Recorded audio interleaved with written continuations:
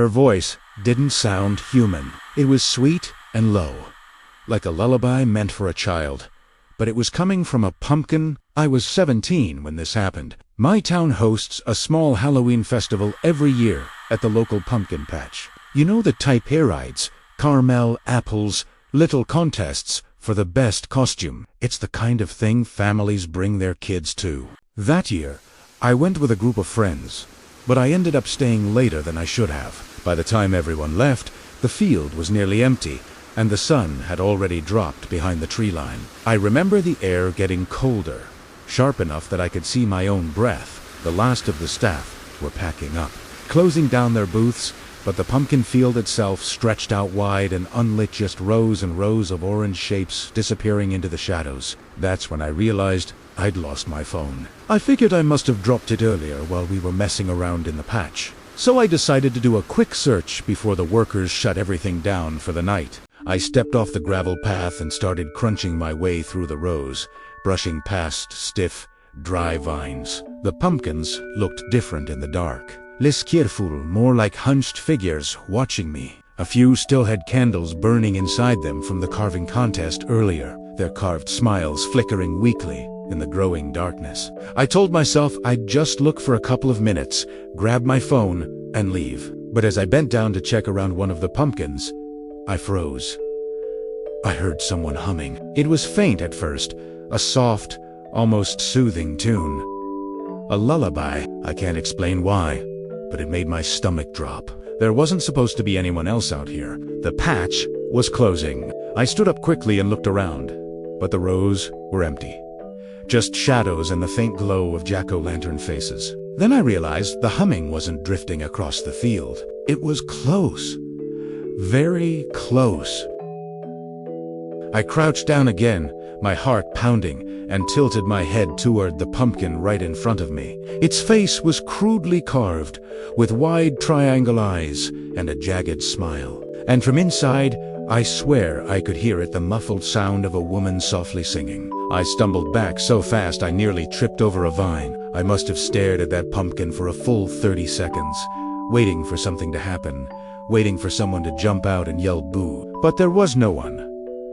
Just that hollowed-out pumpkin, its candle flickering weakly. The singing had stopped. I tried to tell myself I was imagining things. Maybe it was the wind. Maybe one of the workers had a radio playing somewhere nearby. I forced myself to keep searching, trying to laugh it off, but I couldn't shake the unease. Every carved pumpkin I passed, I found myself listening for that voice. About 3 rows in, I finally spotted my phone lying half buried in the dirt. Relief washed over me as I picked it up, brushing off the mud. And that's when the humming started again. Only this time it was all around me.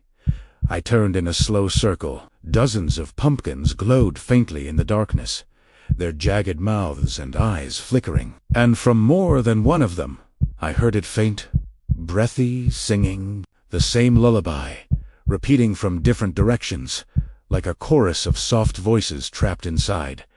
My skin went cold. I didn't even bother looking closer. I bolted.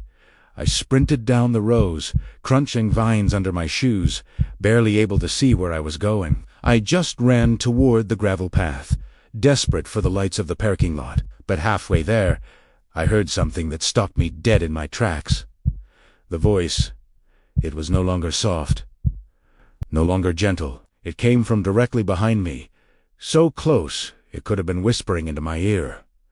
And this time it wasn't humming. It was singing words. I done tea. Remember the exact phrase. It was something about sleep and forever rest. But it chilled me so badly I couldn't move. I don't know how long I stood there, frozen, my heart hammering against my ribs, before I forced myself to turn. The field was empty, just pumpkins, rows and rows of carved faces staring in the dark.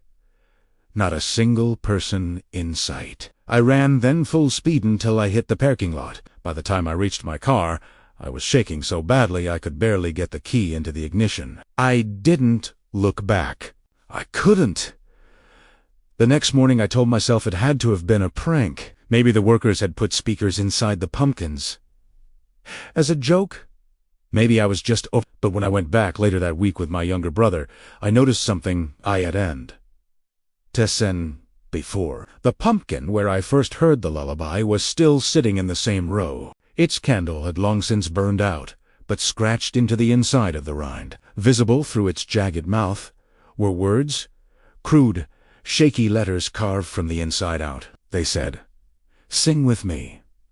And the strangest part, when I leaned closer, even in the bright daylight, I swore I could still hear it. The faint, distant sound of a woman's voice, humming. Thanks for listening to my story. If you've ever had a creepy experience you can't explain, let me know in the comments. Don't forget to like and subscribe for more strange tales. Stay safe out there.